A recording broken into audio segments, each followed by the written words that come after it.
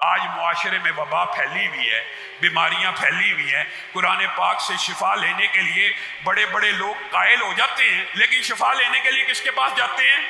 جیسے پہلے کہا، وہ ننگ دھڑنگ آدمی جس نے 20 سال سے غسل نہیں کیا، میں اور آپ چاہتے ہی نہیں ہیں کہ اس کتاب سے مجھے اور آپ کو شفا ملے۔ ہم نہیں چاہتے، ہم یہ چاہتے ہیں ہمیں بنی بنائی گولی، بنا بنایا نسخہ مل جائے، اور اگر اس قرآن سے بھی شفا لینی ہے تو جائیں کسی پیر کے پاس، کسی ایسے آدمی کے پاس جو 20 سال سے نہایا نہیں، وہ ہمیں کچھ لکھ کے دے دے قرآن کی آیت، وہ ہم گھر میں رکھ دیں، برکتوں کا نزول ہو جائے۔ میرے بھائیوں، اگر آپ اس طرح قرآن پاک سے شفا حاصل کرنے کی کوشش کریں گے تو اس طرح آپ کو شفا ملنے والی نہیں ہے۔ اس طرح استدراجی قوتوں کے ذریعے یا کہانت یا جادو کے ذریعے عارضی طور پر یا وقتی طور پہ آپ کو فائدہ مل سکتا ہے، لیکن حقیقی شفا کب ملے گی؟ جب آپ اس قرآن پاک کو پڑھیں گے۔ اور آج آپ کے سامنے اس قرآن پاک کی ابتدا جس صورت سے ہو رہی ہے، اس صورت کے بعد فضائل اور قرآن پاک کے مختلف وظائف اور مختلف حصوں کی آپ کے سامنے فضیلتیں رکھنی ہیں۔ سب سے پہلی بات، یہ سورت فاتحہ ہے۔ یہ فاتحہ کا کیا مطلب ہے؟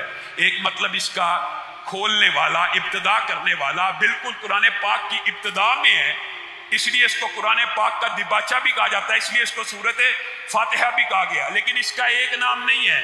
مفسرین نے اپنی کتب کے اندر اس کے 30 سے زائد نام ذکر کیے، اور صحیح احادیث میں اس کے بے شمار نام ہیں۔ ایک سورت رقیہ، اس کو سورت رقیہ کہتے ہیں۔ رقیہ کا کیا مطلب ہے؟ دم جس کا کیا جائے۔ کیوں کہا گیا یہ دم کرنے والی صورت ہے؟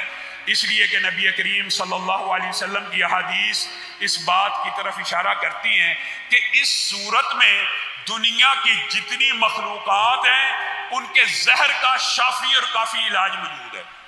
جب یہ لفظ کہا جاتا ہے شافی اور کافی علاج موجود ہے، پہلی بات کہی سورت رقیہ، جب یہ کہہ دیا شافی اور کافی علاج ہے تو اس سورت کا بذات خود یہ نام بھی موجود ہے کہ اس کو سورت شافی کہا جاتا ہے، سورت کافی کہا جاتا ہے، یعنی شافیہ اور کافیہ کے نام سے بھی اس سورت کا نام احادیث اور مفسرین نے لکھ دیا۔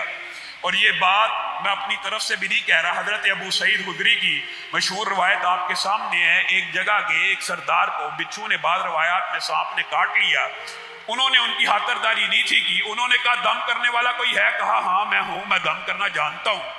اور انہوں نے کہا کہ کچھ معاوضہ دو گے تو دم کروں گا۔ معاوضہ طے ہو گیا، بعض روایات میں 30 بکریاں، بعد میں زیادہ بکریاں، معاوضہ طے ہو گیا۔ جا کے انہوں نے دم کیا کس کے ساتھ؟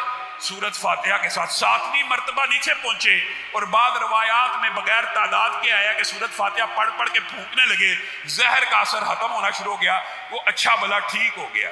اب جب رسول اللہ صلی اللہ علیہ وسلم کے پاس سارا معاملہ پہنچا تو رسول اللہ صلی اللہ علیہ وسلم نے ایک تو ان بکریوں کا جو معاوضہ لینے کی تائید کی، اور دوسری بات یہ بھی کہی تھی تمہیں کس نے بتایا کہ یہ سورت رقیہ ہے، یہ سورت دم کرنے والی ہے، اس سورت میں زہر کی شفا ہے، تمہیں کس نے بتایا؟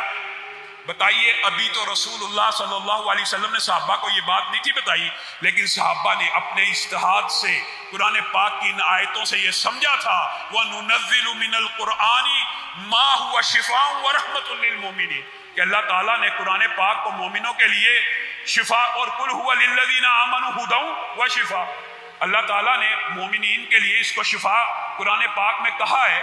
تو صحابہ نے یہ سوچا کہ جب پورا قرآن شفا ہے تو جہاں سے ابتدا ہو رہی ہے، جو پورے قرآن پاک کا دباچہ ہے، شفا کے لیے اس سے بہتر صورت کون سی ہو سکتی ہے؟ تو انہوں نے کہا ہم نے یہ سوچا تھا، یہ سمجھا تھا، ہمارا یہ اجتہاد تھا۔ تو رسول اللہ صلی اللہ علیہ وسلم نے اس کی تائید کی اور کہا تم نے بالکل درست سوچا اور درست اجتہاد کیا۔